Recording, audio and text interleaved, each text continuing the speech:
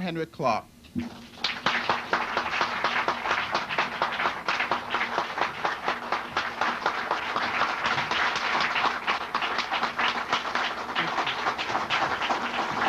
Thank you very much.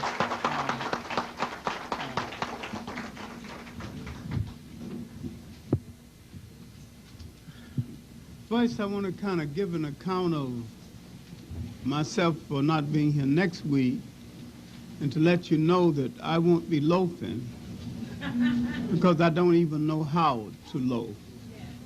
In fact, I need a lesson in knowing how to rest, let alone loaf. I will be in Durham, North Carolina, delivering a lecture on a panel. This is the 20th anniversary of the publication of Hal Cruz's book, The Crisis of the Negro Intellectual. And I will deliver a paper on the crisis that Hal Cruz neglected. Because Hal Cruz wrote a very interesting book, a very personal book, but he did not deal with the real crisis of the black intellectual. The real crisis of the black intellectual started a long time ago and is still there. The crisis of not studying the intentions of other people toward us. The crisis of welcoming future conquerors without knowing they are conquerors. The crisis of making bad alliances or no alliances at all. The crisis of letting other people come into his house and take down the good things about him, his religion, his culture, and sometimes his wife, and get away with it. We've been all too kind to people. Hal Cruz writes about the 20th century. I start at the 18th century, BC,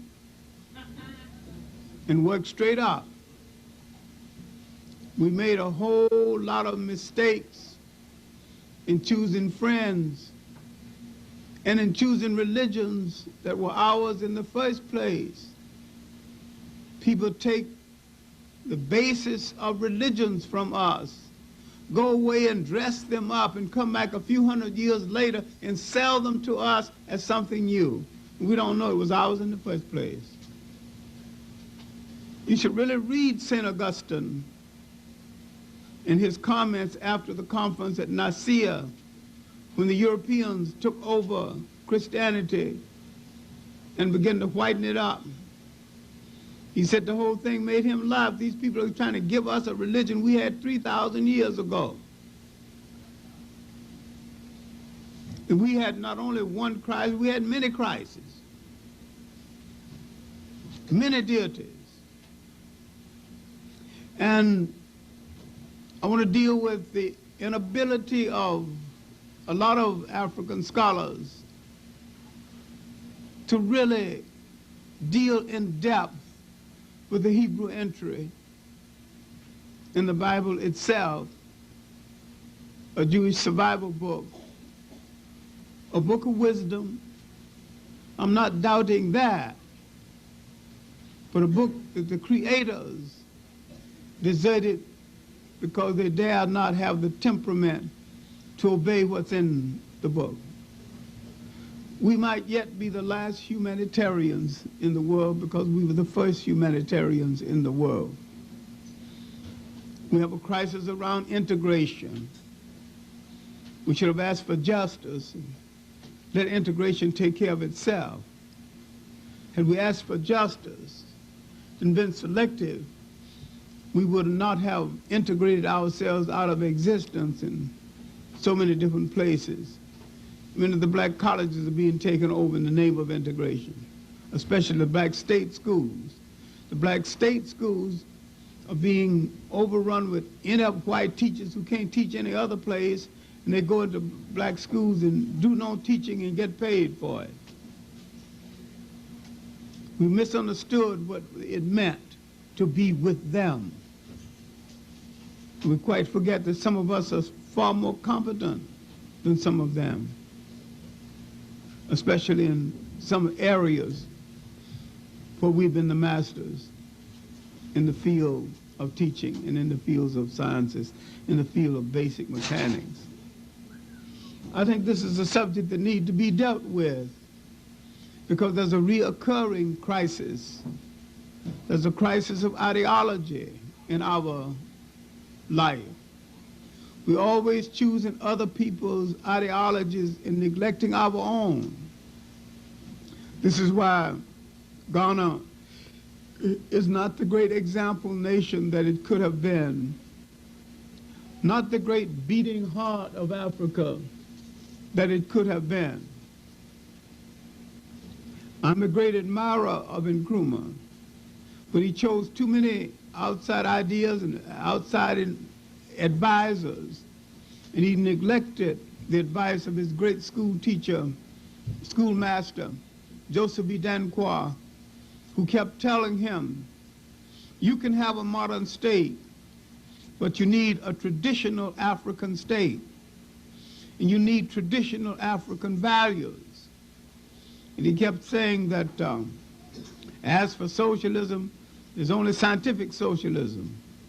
Nothing is scientific that fails to work for you, no matter who people call, what people call. Now, one thing our intellects have not learned, that nothing the European mind ever devised was meant to do anything but to facilitate European control over the world.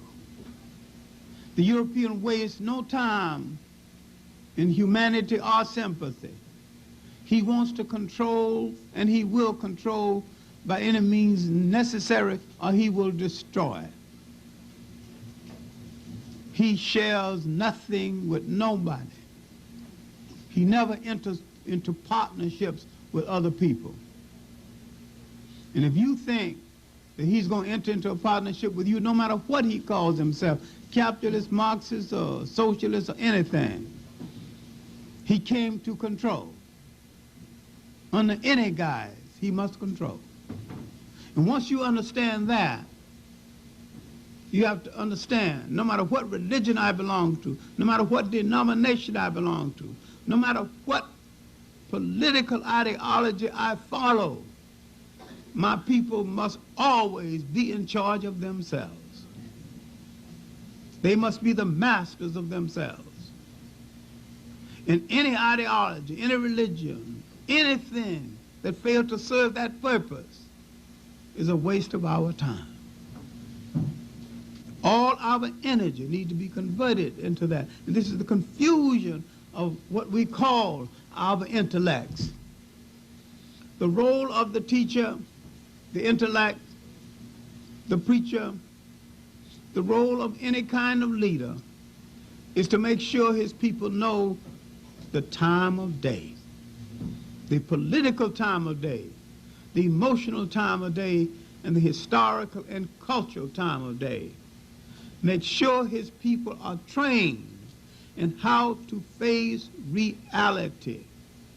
And if you face reality right now, you will realize that you are living in a society that is dying. The society is not only dying, the society intends for you to die with it. They'll take you down with it. And that you have within your own mind and within your own body the ability to make a whole new world. But you have to stop answering to stupid names like Negro and minority. You ain't no minority. There's only 2 people on the face of this earth that might have 1 billion people. The Chinese and us. When you count all of us, including those millions in the Pacific, millions throughout South America, the Caribbean islands, the United States, and Africa, we might have 1 billion people. Somebody say minorities. Answer to minorities every time somebody's going to give away some money. Anytime they're going to give minority something, you become a minority to get the money. After that, go ahead and be the majority that you are, because that's what you are. All right. Now, didn't mean to digress that long, but inasmuch as those other people don't own me, I figure you do. And I have to...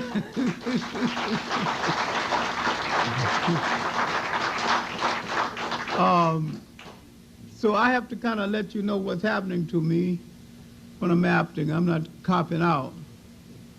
Because when I had a stroke a few years ago, 82, I turned to African people, and I got from my sisters and brothers the strength to pull myself together, get out of that bed and get back on the road again, and to fulfill my mission as a teacher.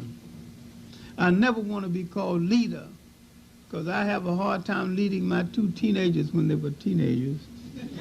Only 122 right now. I sure had never led my wife, so that's out.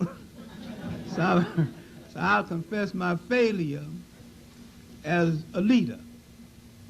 But as a teacher, as a community activist, I think I've inspired a few students to do some good, because from my classroom has come 3 ambassadors, almost 20 doctors, 3 doctors in Harlem Hospital right now, former students of mine, the night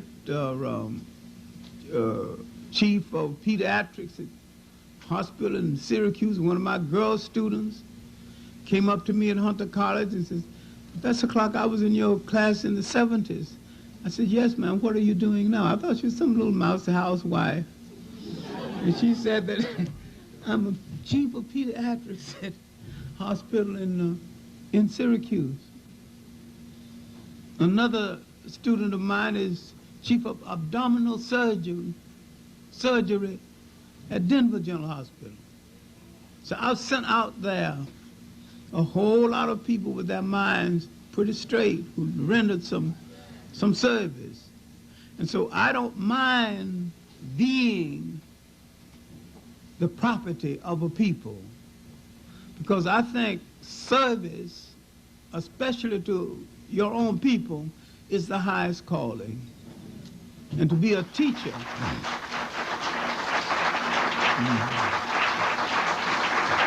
so I don't mind you asking me, well, if you're not going to be here, where are you going to be? That's your responsibility. Ain't hanging out now at your age, are you? Give an account of yourself. Where are you going to be? That's family.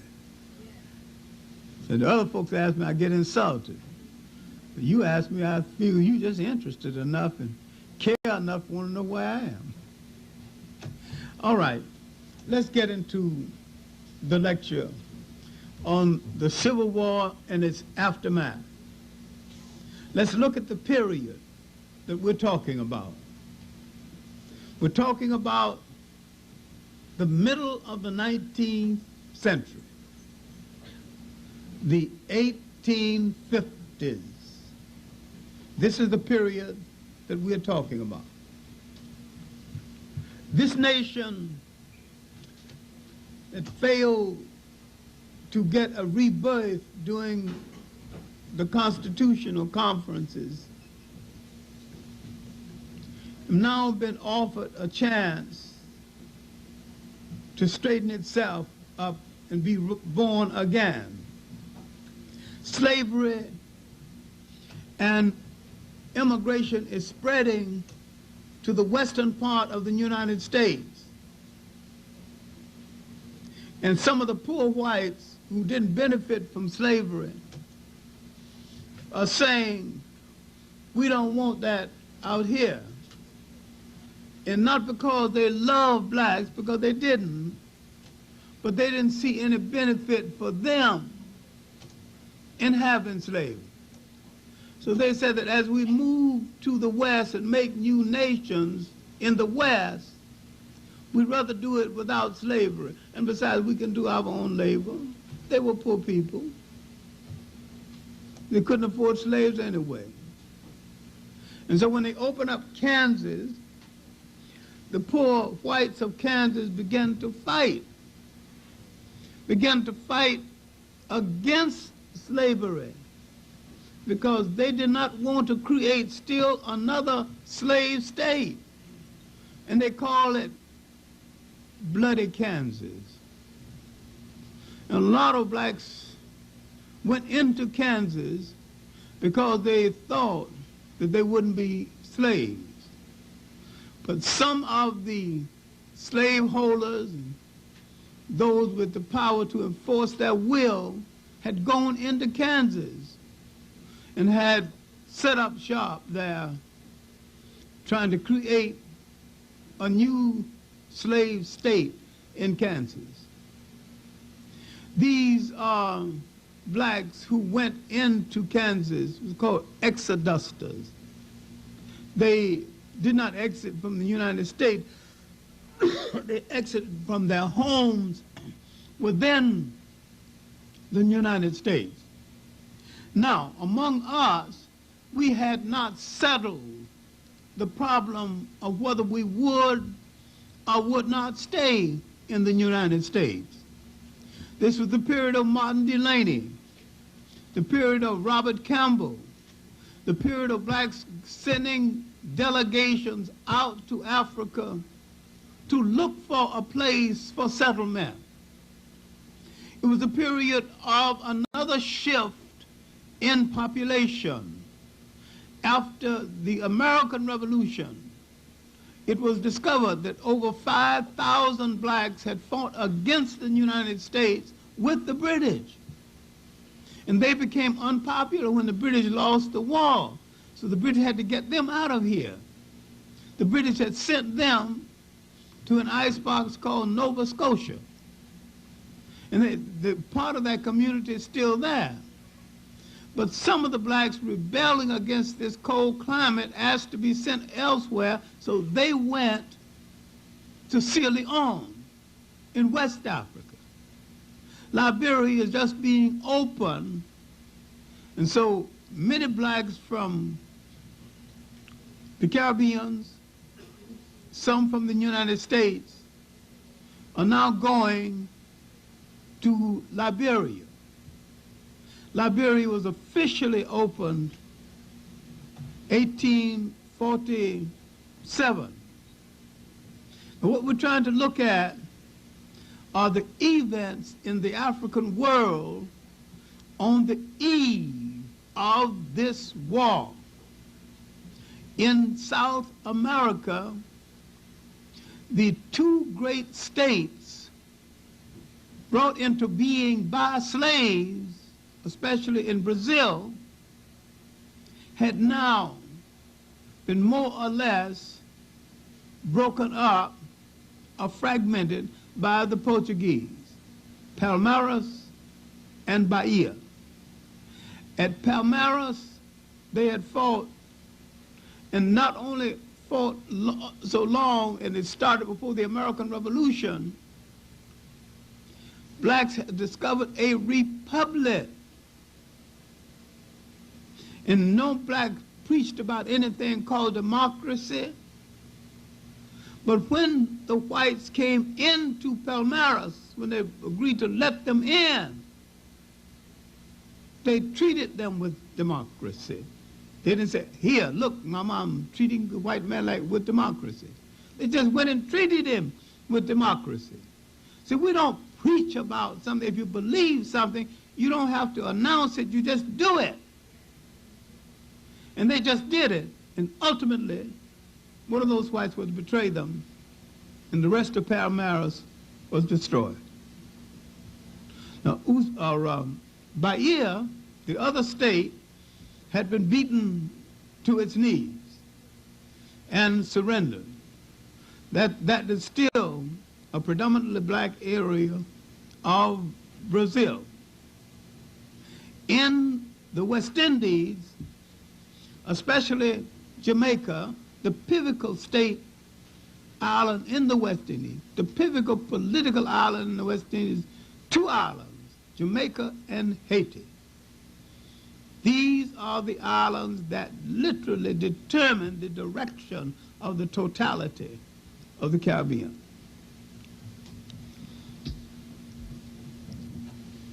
Jamaica was not at a standstill, but the rebels in Jamaica had fought for many years. Haiti was already free, having been free in began in the 1700s. In that 20-year period, became free. But I'm saying that Africans in the whole of the world were inspired by the Haitian Revolution. The Haitian Revolution over now, and the mulattoes who were to ruin Haiti with a French Constitution in power now. But blacks still remember there was a time when blacks drove out whites and established a republic. And except for the offsprings of the whites, that republic might have endured, but no one impressed them with an African mode constitution, but with a French constitution. Now what you need to read here, if you read French, and part of it's been translated, the Rochambeau Papers. Rochambeau came into Haiti, so-called tame the blacks. And Rochambeau had played up to them, but he hated both the mulattoes and the blacks. And in a fight against him that he won, after the mulatto generals favored the French, hoping the French would give them favors over the blacks, Rochambeau played a trick on the mulatto generals. He had a ball and he invited the wives of all these generals, and at the end of the ball he escorted them into a room to stand by a box. I got a present for you. And they opened the box, and the heads of their husbands was in each box, which proves that no one gains with the internal struggle by thinking you're going to lighten your load by betraying the others. Now, finally, a black general drove out Rochambeau,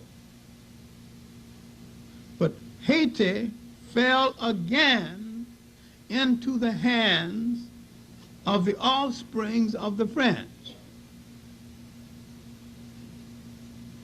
While the Haitians spoke a language that is Creole, part French, part everything, there was a group of human beings called Creoles who were Haitians and black. Now, Haiti, by the middle of the century, is no more as a vibrant inspiration to the African world, because their constitutions are so mangled, and those who had been educated in France spent so much time trying to be French, they couldn't be African.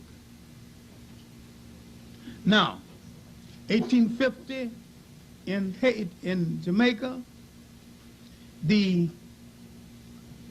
Jamaican Colors has an excellent book on it. Mavis Campbell, who's also just given us a recent book on the Maroons, and she's really one of Jamaica's finest woman writers, one of the finest writers, period. Great researcher. Not the easiest person to get along with because she's really a black English woman. And her values are that of an English woman. But she is a master researcher. She'll trace a fact down like a hound dog until she find out what the beginning and the end of it. And when she come up with it, ain't nothing left to be found that she hasn't got. And she's been working 5 years on this one book on the Maroons. She even called the Maroons my Maroons. She owns them. Oh, no. But now, 1850 in Jamaica, we're dealing with the period that led to the Civil War all over the world. In Jamaica, that group tried to make a deal with the English that if you favor us and give us certain basic privileges, you won't have to worry about the blacks because we will protect you from the blacks. The British didn't give them the deal, then the British had some second thoughts about it because many of them now joined the blacks and began agitation with the blacks. By 1865, the Jamaicans understood that their emancipation was a phony. That you be emancipated, now you're a free man. You got to take care of yourself, your clothing, your family, and everybody else. All the things now you got to do for yourself. You got no job, no other island, you got no other island to go to, so you have to go back to the same farm where you were a slave to get a job. The planters got the best of the deal. Now this caused more anger.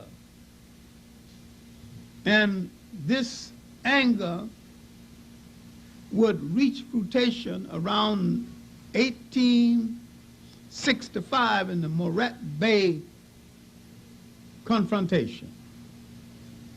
But my point is, on the eve of the Civil War and as an aftermath of the Civil War, African people were consistently in revolt.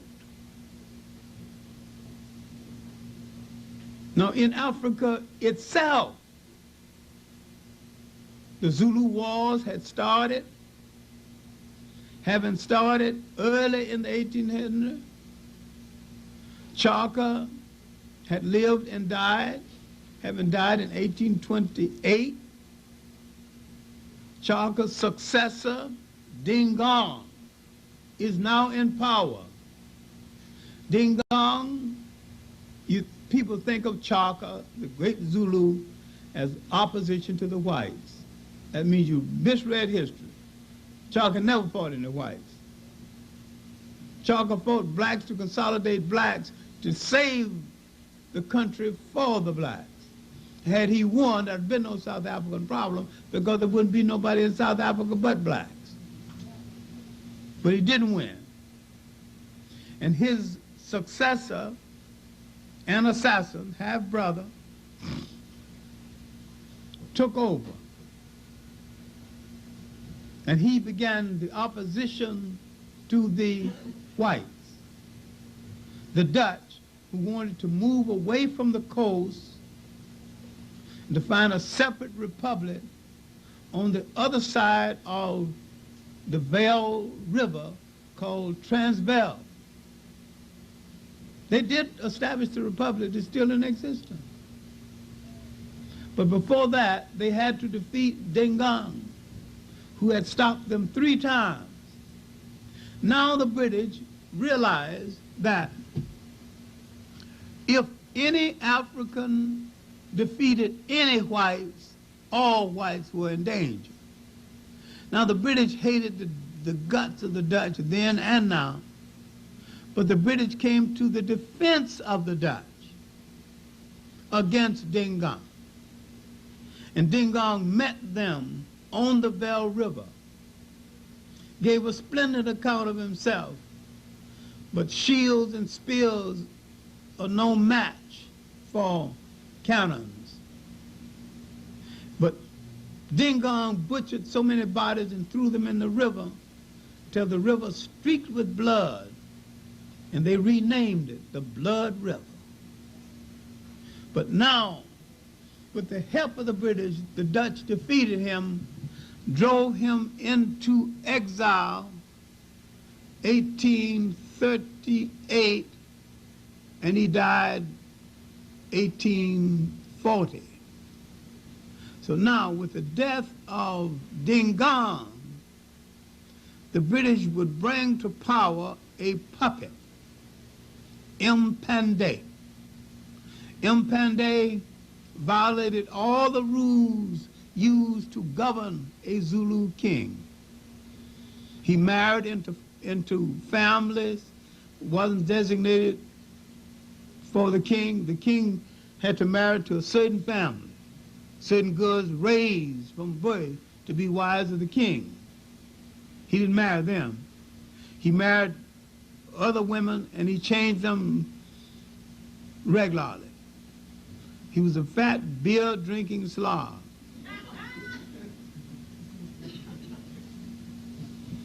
And he was so ignorant, the British made out his death warrant and put it before him, and he signed it.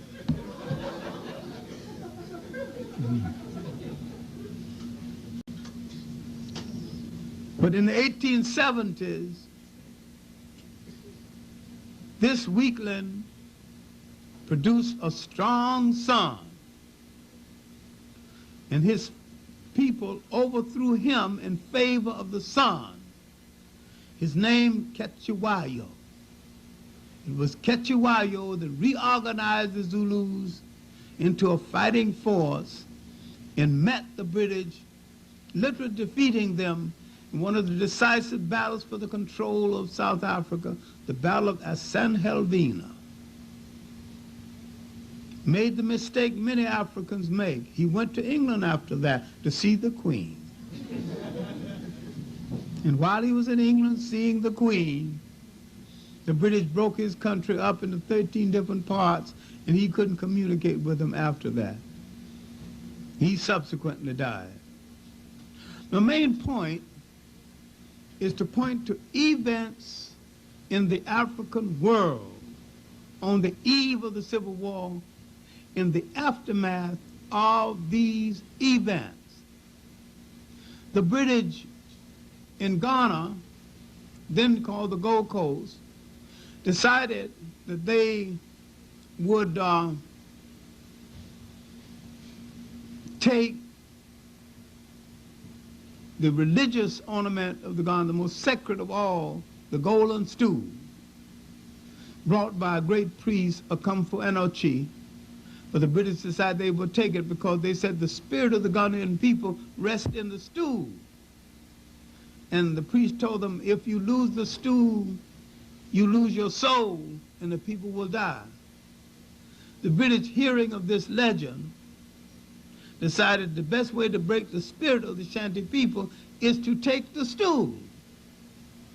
Now, they had tried first in 1805. A young governor named McLean decided he would go up and show the British he can take the stool.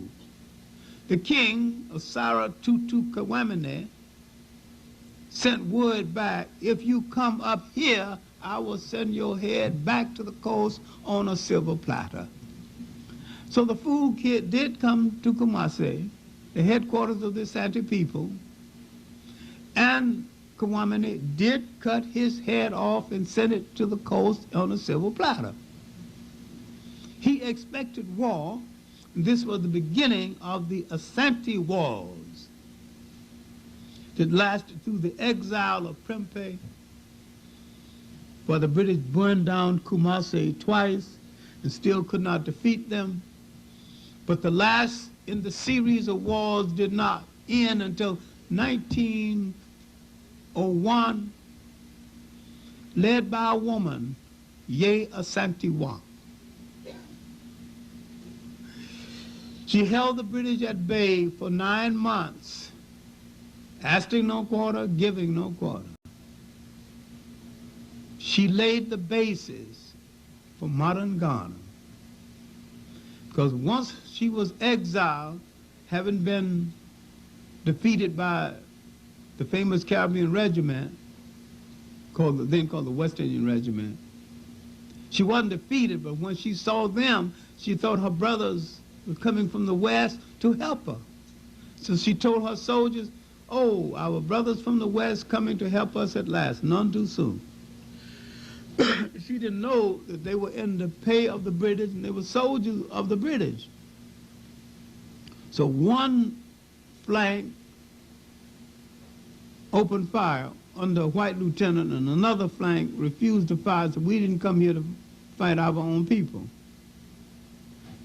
But after this, she gave up. The British exiled her to Seychelles Islands in the Red Sea to join her cousin, Prempeh. But a young Ghanaian politician, Casey Hayford, started a campaign for the return of the exiled kings and queens. And out of this campaign, he converted it into a campaign for independence. In 1931, when he died, he called for his successor. This is a custom in Africa, to train your successor. He called for JP, that's Joseph B. Danquah. Joseph B. Danquah is the man that trained Nkrumah originally, and the one who sent Nkrumah money to London to come home when he found that the student was graduated to colleges, but he was broke in London. He's the one that sent Nkrumah money to come home, Joseph B. Danquah. And Joseph B. Danquah had built the political party out of which Nkrumah would take the CPP. That's a bigger story. And there's other time to tell it. But Nkrumah really took the young people out of the convention, out of the Gold Coast Convention, United Gold Coast Convention, and formed the Convention People's Party. That angered his schoolmaster. All right, now, in North Africa, another drama unfolding. The results of the Ottoman occupation of Egypt had left Egypt saddled with a royal family of Armenian and Turkish descent. And among the outstanding leaders, outstanding or famous but not righteous, a man named Muhammad Ali. That was his name. Same as the fighter. When I brought this up to Muhammad Ali, I said, "Do you know you've taken the name of an Arab, of a slave trader?" He said, "Well, Elijah Muhammad gave me the name. Elijah Muhammad needed to read some history."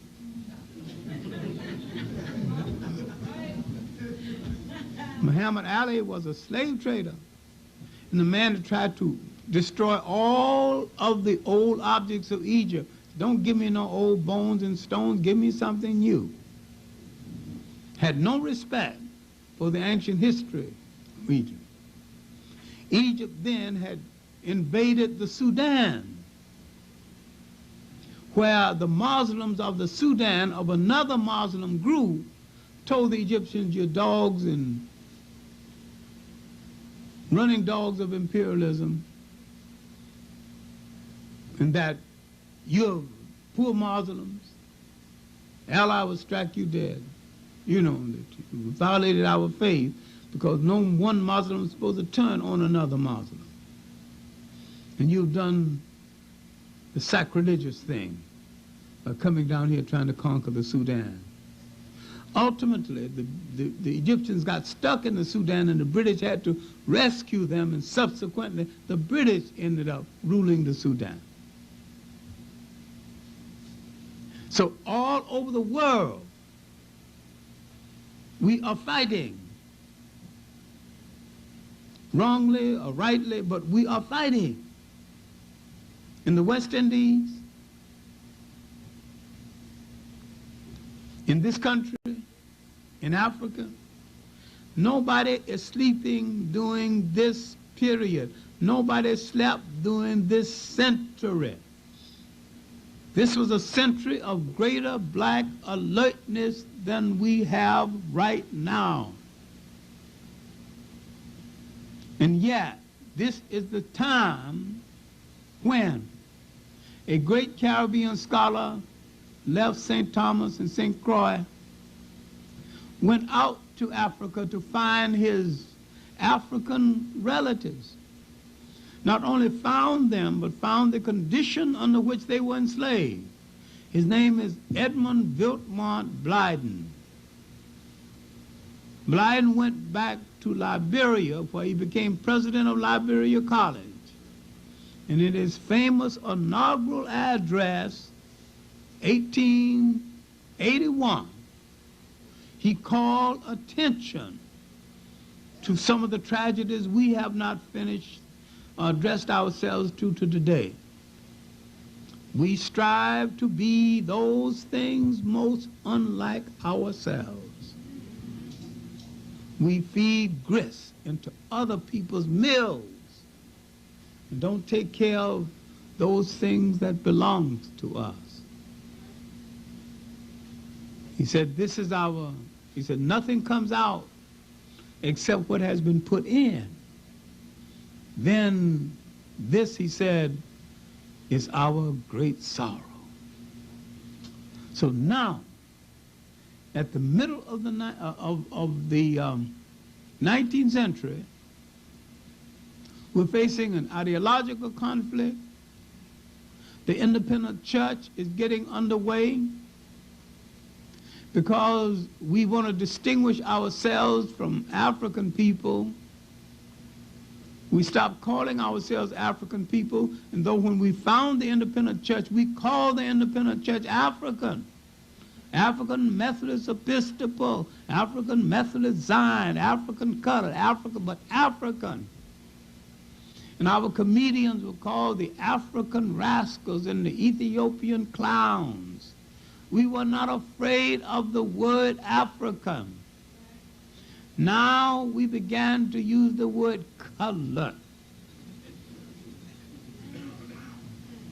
which could mean anything or nothing. And later on, the word Negro, which is not a word for people at all. Some lazy Spaniard or Portuguese took a descriptive adjective and made a noun out of it, slapped it on the people. And when you answer to what you are not, you become what you are not. Richard B. Moore, in his little book, The Name Negro, Its Origin and Evil Use, said, slaves and dogs are named by their masters. Free men name themselves.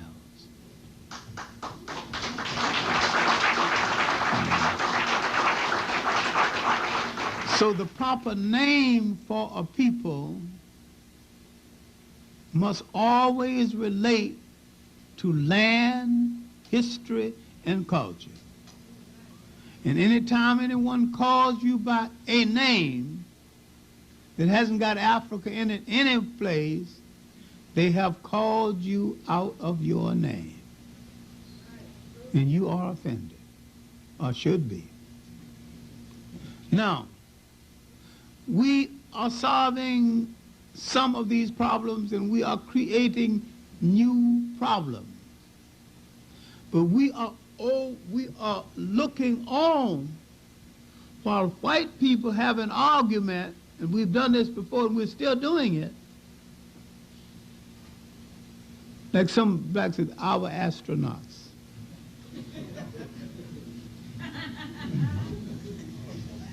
We still hear conversations among whites, and we assume that they're talking about us. They ain't even thinking about us. The Constitution said we were 3/5 of man. And nobody ever said that we are not. What and why must we pay taxes if we're not even full human beings? We can make a good case for not paying taxes, because I don't think we're ready to test it. One day some wild man who don't care much for God or the devil is going to put it to a test. You don't care what comes after it, just as long as it's tested. I make a good case for blacks not having to pay taxes. Besides, you collected it already. All those 300 years you didn't give me no salary. You got your money. All right. Now, on the eve of the Civil War, slavery is an emotional issue. The Douglas-Lincoln debates, the talk with Frederick Douglass himself, still alive. Slavery is an issue and a debate. But the real issue leading to the Civil War was not slavery. These northern city slickers who came here with a little money, and the southerner didn't come here with nothing, not even a decent rag on his body. I have said before, Europe dumped its human garbage can into the so-called New World. The worst of that garbage can was dumped into the United States. Now, in the South, debtors, prisoners, women from wash houses, nobodies marrying Anglo-Saxon women whenever they would, so they can call themselves Anglo-Saxon, looking for a social status from some place. Slavery and cotton took them out of their degradation so fast that they were dressed up and didn't even know how to use a fork. Didn't know what to do at a banquet. Now, these Southerners that had grown rich on our back now had a conflict. The Northerners wanted the Southerners to become furnishers of raw material for the North. If the Southerners asked, and rightly so, inasmuch as the cotton is here in the South, why not put the textile mills down here? The New Englanders say, oh no, we got mills up here. You send the cotton up that wheel, Jan. We'll take care of the finishing, you just take care of the producing. Some of the great forests were then in the South. A lot of the woods, the building materials were coming from the South. The South was a furnisher of things. The embryo of American industry was just getting underway. Most of the coal was coming from the South. And the South wanted a share of the wealth of the country. And when the Northerners, liberal types, underwrote the work of the Quakers, trying to take the slaves away from the Southerners said that you are Northern hypocrites. You sold me the slave, made money from it, and you used part of that money to try to take the slave away from me. He said, no, I'm not going to do it. It was not that the South was more principled than the North. It was not that neither one of them had any principle, have none now. It's just up south and down south. The country is basically the same. But the moneyed people who sell in the United States, escaping persecution, so-called, their words, generally sold in the New England states. The poor whites of Europe generally settled in the South.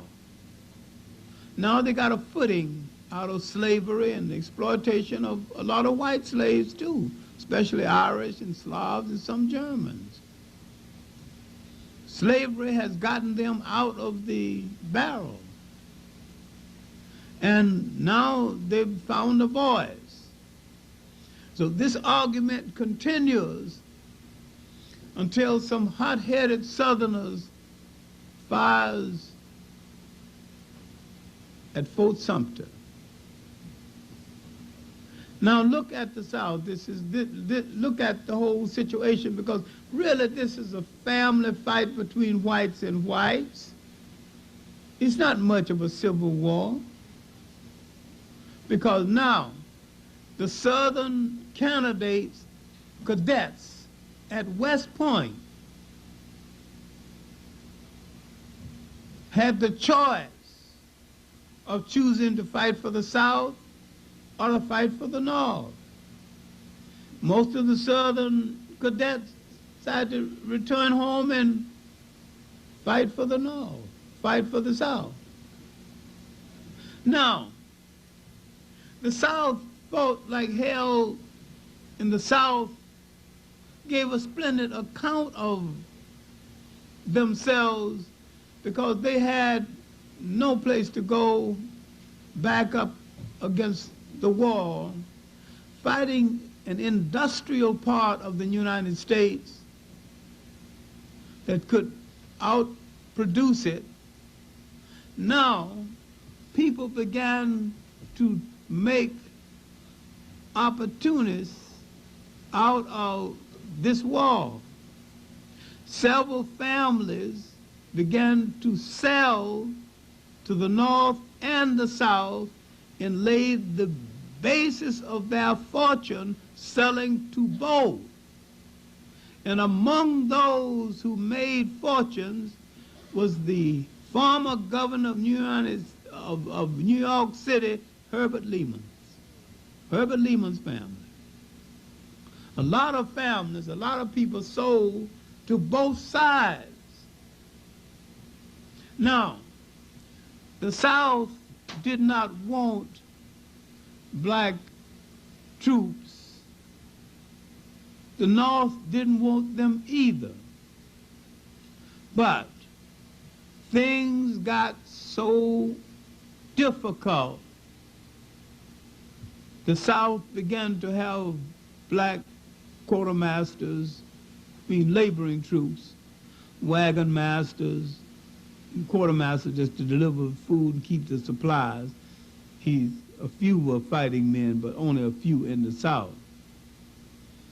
But in New England, they raised several regiments, including the famous black regiment from Connecticut and the like, to distinguish itself so well that in one battle, that regiment won 16 Congressional Medals of Honor. It has never been done before or since, because America decided that blacks, even if he was brave, he would not be warded that way ever again.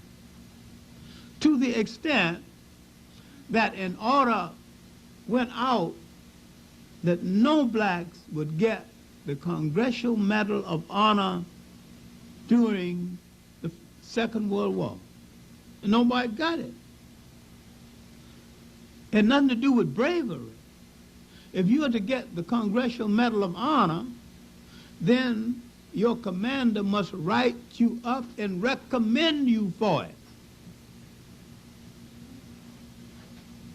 And no white commander would dare, inasmuch as a secret order had been circulated in the Army against the idea of giving blacks Congressional Medals of Honor. Now, this is why.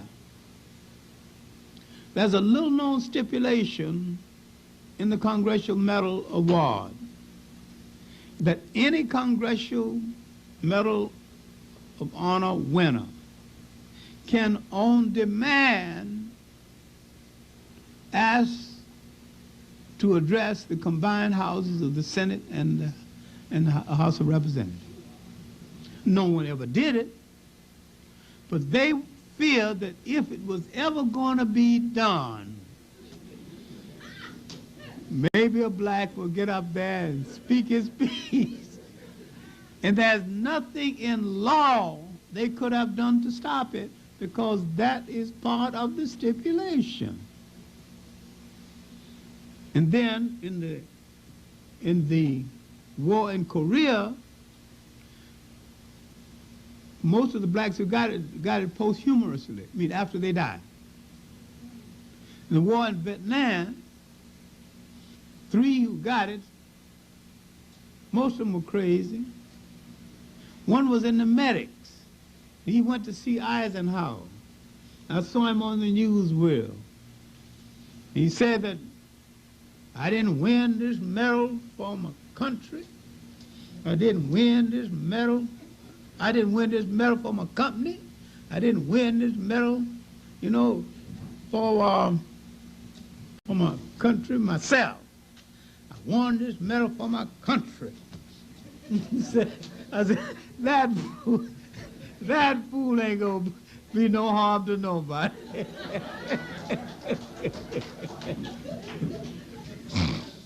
Another one went back to Detroit, having won the medal, and blacks razzed him so. Said, what you over there killing those little brown people for and getting a medal? You think you big stuff. No Vietnamese ever call you nigger. What you killing them for? Just to prove he was brave, he started holding up grocery stores until finally one man beat him on the draw and he went on to meet his maker. So those that did get it didn't turn out to be much. All right, now back to the Civil War.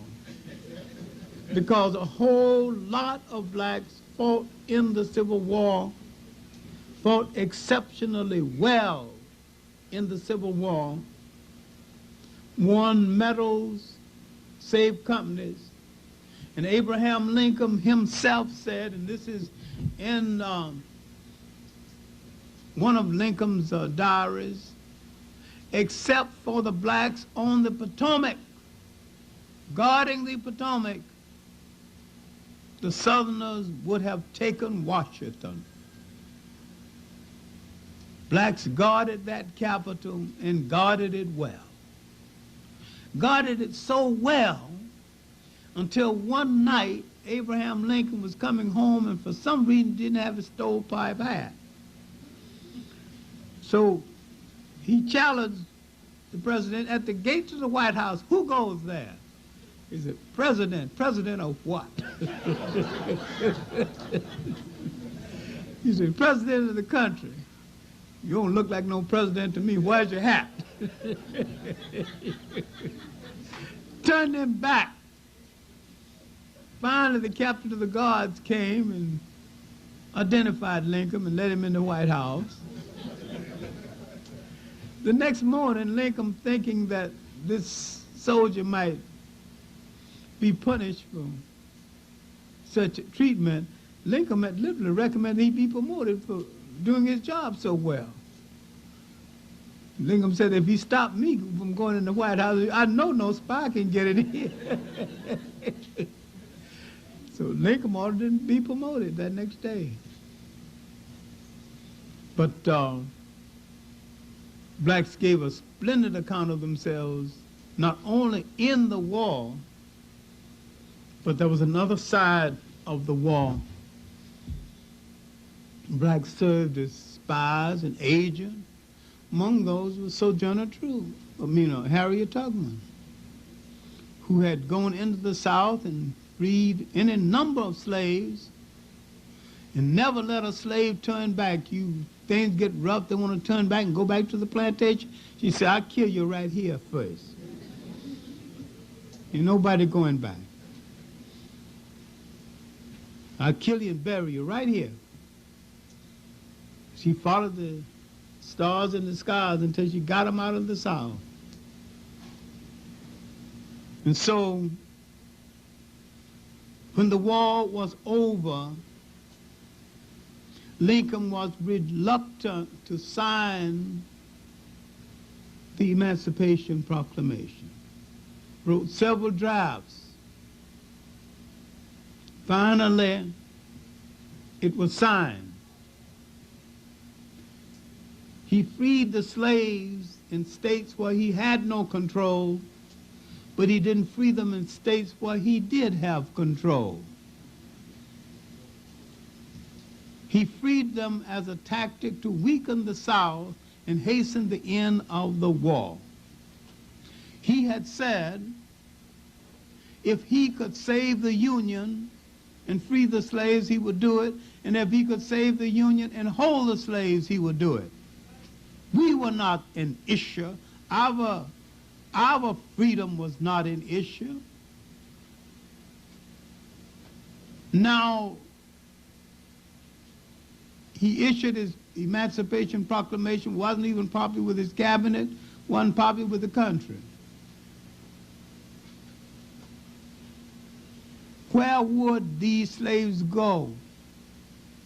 In parts of Texas, they did not even get the news to the slaves, and they did not become emancipated until June the 10th. This is why you've got the only black holiday in the United States that is celebrated is Juneteenth in Texas. If you want to get drunk and curse out a white man in Texas, do it on Juneteenth. He let you get away with it on that day. That's your Emancipation Day. The rest of the week, you straighten up. But now, we were facing new problems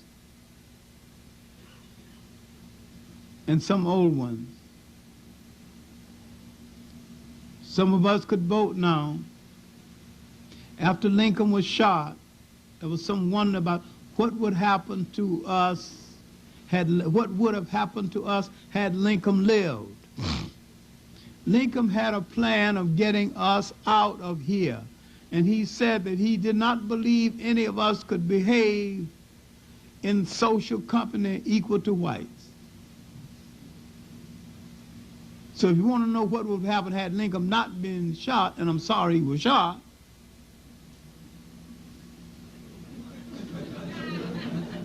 but he would have at least tried to get us out of here because he didn't think we were suitable to the new climate in the United States. I'm not talking about the physical climate, I'm talking about the political climate. And after the Civil War, when he addressed some Southerners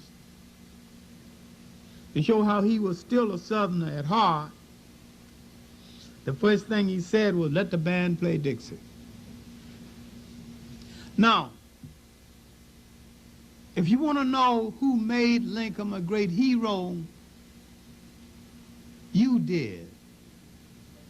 You were the ones who hailed Lincoln. Whites caricatured him and spoke of him lower than they speak of dogs.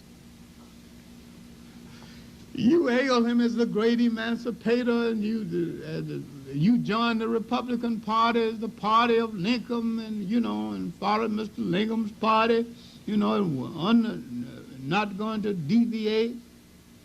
And one of our great orators Roscoe Simmons Conklin. All of you must be too young to remember the great Roscoe Simmons Conklin, world's greatest orator. I thought he was the greatest showman. He always ended his speech and said that I have but one party. It is the Republican Party. I have but one race. It is the human race. And having hailed Lincoln, he would sit down amid great applause, frock-tail coat and all. Great Roscoe Simmons Conklin. But we hailing Lincoln as the great emancipator gave Lincoln a presence as a hero in America he otherwise would not have. And the first person to write a favorable book about Lincoln was an Englishman. John Drinkwater wrote a favorable book about Lincoln. Now the avalanche of books about Lincoln as a folk hero began to flood the country. But after he was shot, unfortunately, a President Johnson, who was almost impeached, except for one vote, he would have been impeached, he was so inept, couldn't understand anything, misunderstood Lincoln's instructions, and he would have done us in, but he didn't have enough intelligence to even know how.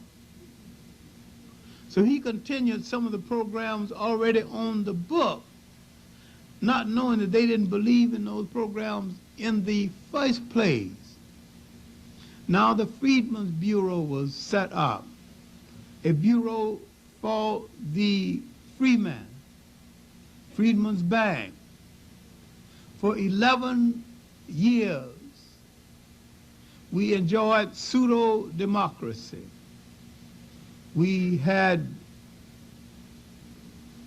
congressmen, 23 in all, and mayors, probably more mayors for one time than we got right now. Not that any of them of any value to us. Symbolically, yes. Mayor of Galveston, Texas. Mayors in the Deep South. Blacks were head of treasury, treasurers of state. In North Carolina, they had a majority in the House for a brief period. We made the mistake that we nearly always make when things are partially good. We don't plan for the time when they won't be good anymore. Now the blacks united with the poor whites in the South, and they introduced some of the best legislation ever introduced in this country. Because the blacks had no money for private schools, and neither did the poor whites, they introduced the basis of the American public school. And we know, what did these black legislators do? The Southerners maligned them, so they came into the legislature eating peanuts and, with a flask of corn liquor in their pocket, which has never been proven to be true. The whole birth of the nation bit. But these were some able men. George Eliot, Brown Eliot was an able man. There were some great, not only some great legislators, some great orators, and some great thinkers came out of it. Out of this same milieu, out of this same atmosphere came Pinchback, who was lieutenant governor of New Orleans, Louisiana, and briefly governor of Louisiana. Some able men. Out of the same group came two senators, both from Mississippi. Best known, Blanche Calsco Bruce.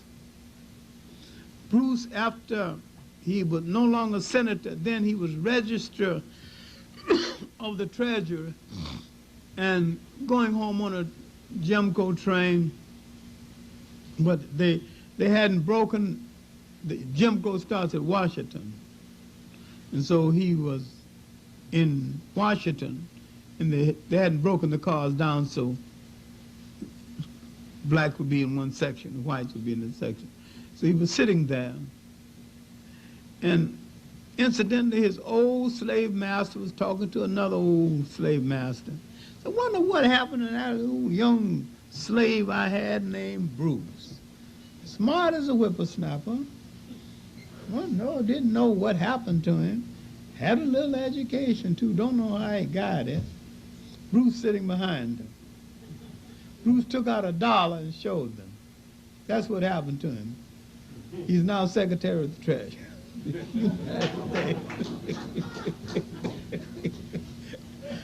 Ended the mystery, ended the conversation.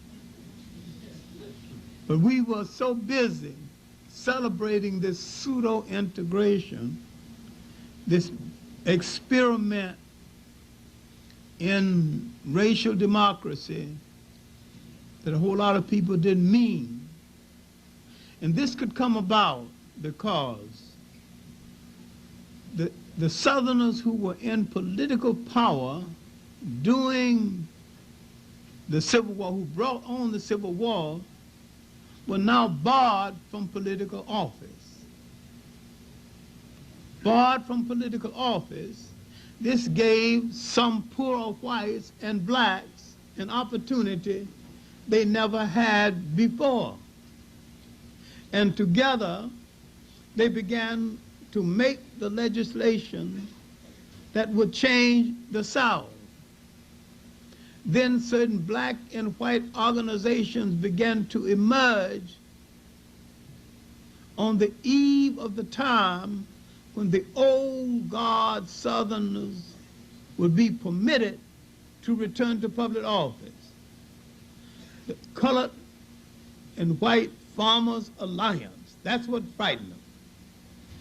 Just like Martin Luther King's Poor People's March on Washington, taking both white and black poor, frightened the nation, and they ended up killing him. Now blacks were advocating a union between poor blacks and poor whites, and the poor whites were going for it. What could they lose? They were poor. Their status wasn't much better than the slaves. Now a political thing would happen.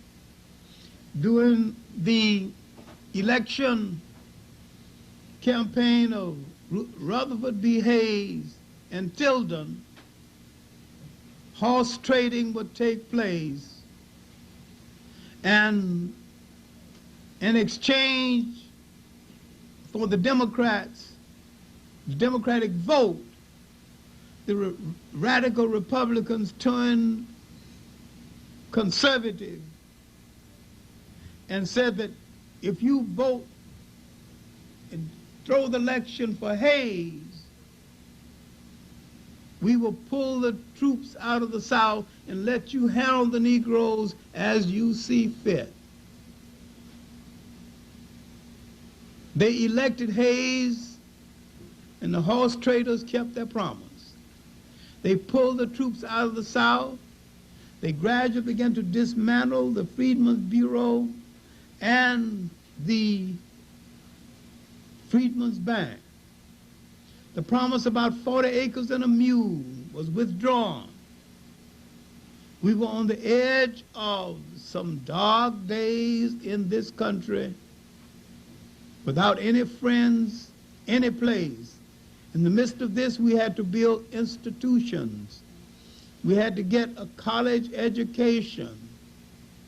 We had to literally borrow teachers from New England, the New England school mom period. This is the period when a group of white women in New England, the first educated white women in the New England states. White men in New England, mostly non-college graduates, didn't know what to do with a college-bred woman, didn't know what to say to her. Can't chase her to the kitchen, Because all he thought of good, the woman was good for was the kitchen, the church, and to bear children. Now, these educated white women began to retreat, move to the South in large number to teach in the new schools established for blacks. Sometimes the Ku Klux Klan burned down the school. Some of them persisted. Some of them gave up, married Southerners, and became Southerners. But this was a period that tested us as we've never been tested before. This is the period when we had a dynamic ministry, a more dynamic church. It's a period when we gave up old troubles and took on new troubles. And I'm saying the caliber of black men and women that came out of that last part of that century called the nadir, or our darkest hour, speaks well for us as a people, speaks well for any people. And if we in the 20th century knew what they were up against and how they fought and won some battles, losing some, odds we never faced, odds we could not even believe. But these were the valiant men and women of caliber, not only in this country, but in the Caribbean islands and in Africa. No TV to expose them, nothing, no help, no press releases, against all kinds of odds. They gave this people the strong shoulders and the ability to move down to the end of the 19th century and the ability to enter the 20th century. These were our men and women of valor. And in the period after the Civil War, this was our finest generation. Thank you.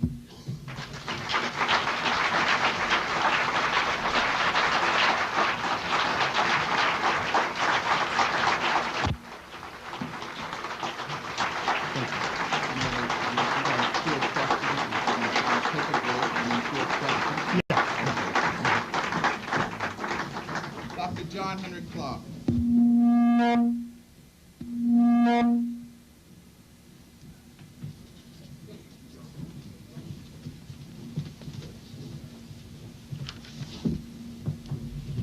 Dr. Clarke will, as is customary, take questions.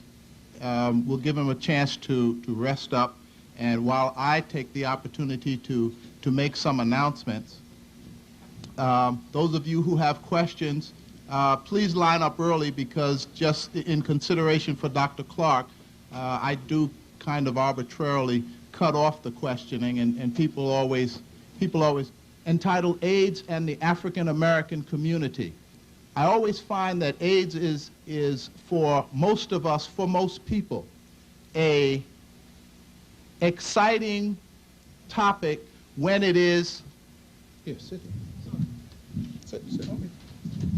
That AIDS is an exciting topic when we're talking about it within the framework of Dr. Welsing and Bad Blood, and many of you know much of the literature and the rumor that is circulating in our communities about the management of AIDS and the like. And we get very excited about AIDS in that regard when we can point a finger and talk about the conspiracy that exists. May or may not be true. I'm very familiar with a lot of that material, and I believe a lot of that material. But as Dr. Amos Wilson said several weeks ago from this same podium, now that that's our belief, now that we understand that there may be a management aspect of AIDS, what do we do about it? It is still here. Well, our health division is addressing that problem from a what do we do about it perspective, from a management perspective, from a perspective that sets aside the origin but says we have a critical condition in our communities and we must deal with it. And it is at that point that I notice the interest seems to abate. Somehow, when it comes to what we can do about it in detailed ways, in learning the facts, somehow or another the interest seems to wane. And so I am imploring those of you who are interested in this crisis in your communities to take advantage of the lecture conference next Wednesday at 7 p.m. here at the House of the Lord Church, and that will be the next in the Timbuktu Learning Center series. Additionally, I want to remind you that there is no Dr. Clarke lecture next week, but in connection with how he ended his lecture today, on October 15th, Dr. Clarke will pick up the series with the fourth in the series entitled Emancipation, Reconstruction, and Betrayal, those years from 1865 to 1895. So we look forward to that. Additionally, I want to remind you of the Leadership Training Seminar with Brother Charles Barron and Brother Paul Washington to begin October 19th at 7:30. Those of you who are interested in that, even if you have no registration fee to put toward it, express your interest to any of the APCO people around the room, particularly in the back. Sister Linda Price would be more than happy to take your names and get you started with the involvement in the Leadership Training Seminar. Now, for those of you who have questions, please, I'll meet you over here with the mic and we can continue. Let's welcome back Dr. John Henrik Clarke.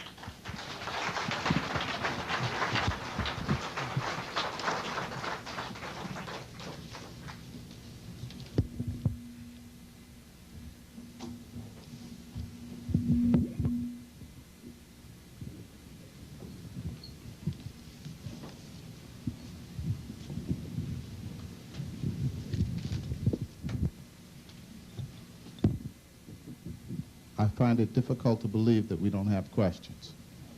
I mean, I can always ask about 5 or 6 myself, but I always try not to take advantage of the fact that I'm the one holding the mic, so. Dr. Clarke, thank you for your lecture.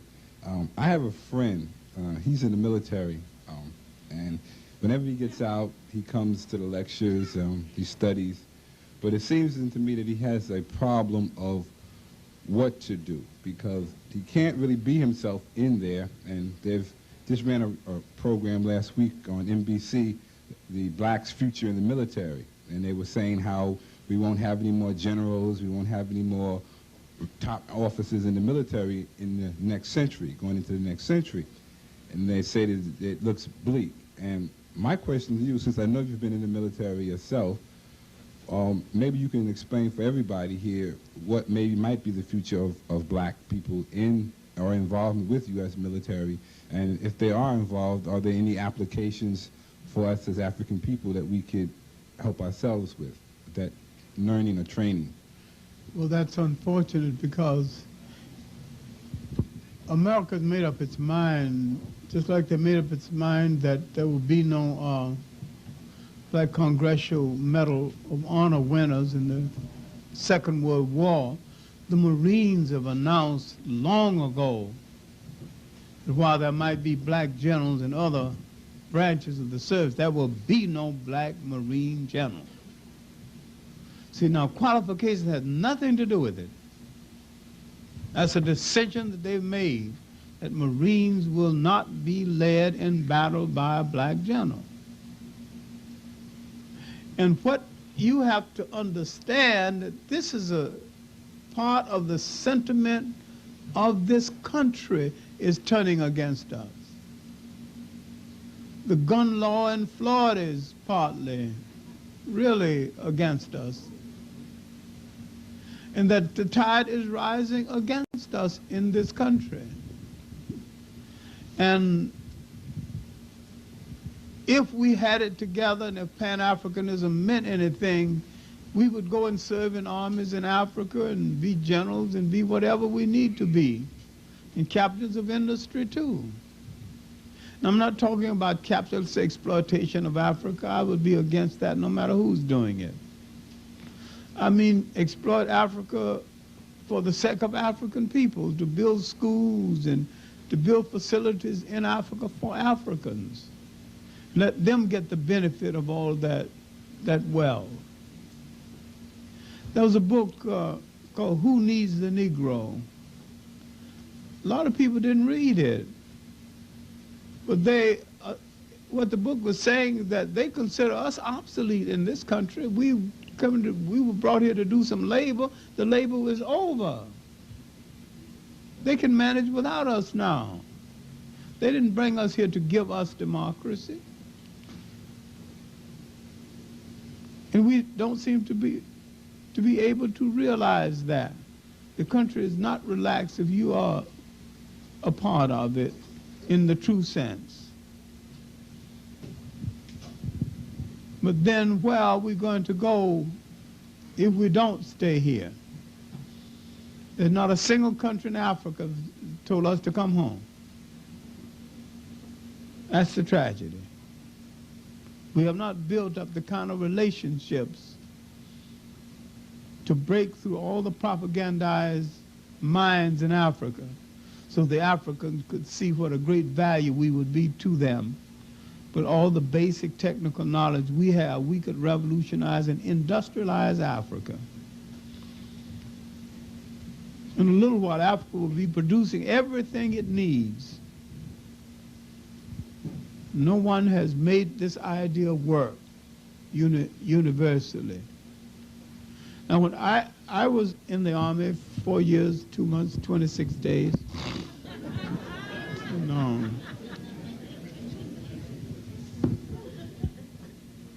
But as a clerk, a chief clerk, a master sergeant, a personnel sergeant major, I made the Army serve black people. And if I was convicted for all the different things I did in the Army, all the different laws I violated, I'd still be in jail. But I had no illusion about it. Some colonel asked me in the Army, because my men were the cleanest, neatest, best dressed, less venereal disease than any company in the whole 8th Corps area. Some grinning colonel come congratulated me, said, "Sergeant, how do you instill such patriotism in these boys?" You know what I told him? I didn't call them in formation until I went from one barrack to the other. I said, "You walk this earth like kings because you are kings. You are too proud to carry disease in your body and to give it to one of your women. Don't do this for your company. Don't do it for your country that has betrayed you. Do it for yourself because you are a king and that's the way you walk the earth. And if you are a king, your women must be queens and they must subsequently be treated like one."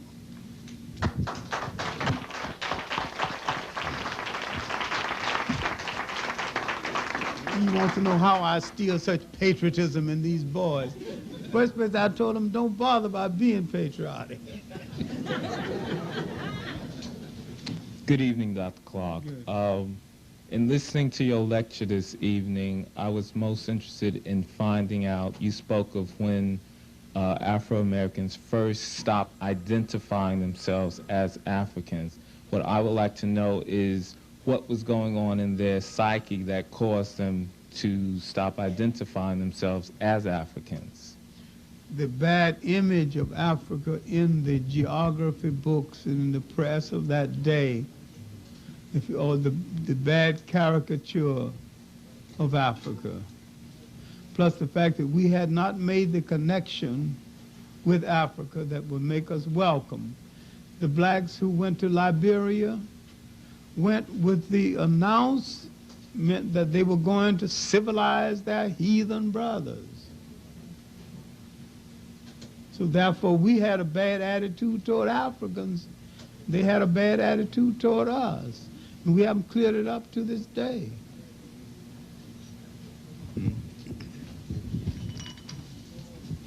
Otep, you talked about the Maroons in Jamaica. I want to know if the Maroons were also in the United States and in other parts of the Caribbean, and what were their roles in these other parts, if they were there. No, there were Maroons all over the whole New World. And Herbert Aptek has written an essay on the Maroons in the United States. There's a good book by Faulkner Watts on the Maroons of Haiti. But the most colorful of the Maroons were those in Jamaica. There were Maroons in Guyana who brought off the famous Bubbeast Revolt. And Maroons all over. The revolts in Brazil was led by Maroons. The word Maroon just means runaway slave. It's no big deal. So any slave who was runaway could be called a Maroon. A lot of people think only Jamaica had Maroons. Jamaica had the most publicized Maroons. But there were Maroons all over. In this country, they were in the mountains of Kentucky and West Virginia. They escaped and stayed there and sustained themselves and dared the U.S. government to come and get them. Some of them joined the old mountaineers, and some of them went to the west with the pioneer wagon trails. Part of this is in William Lorraine Catt's book, The Black West. Nobody's hidden any information from us. There's information documented on everything we've done in this country.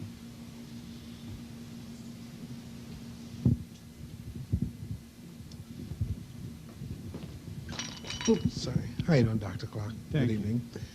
evening. I was talking to some people today at school. I work in the public school system, and I was a little upset with a problem, a political problem between the PTA and the teaching staff, which was white. And in conversing with them, I finally admit to them that I see, they always refer to me as a racist. I see no way in the world that true justice could ever come without an armed struggle. I fully, strongly believe that it's the only way now. I would like to know, what is your opinion on that? Well, I've advocated it most of my life, and people thought I was crazy. And I was leading blacks to suicide. I have no argument with it. My opinion on it is positive. Racists will always call you a racist when you identify their racism.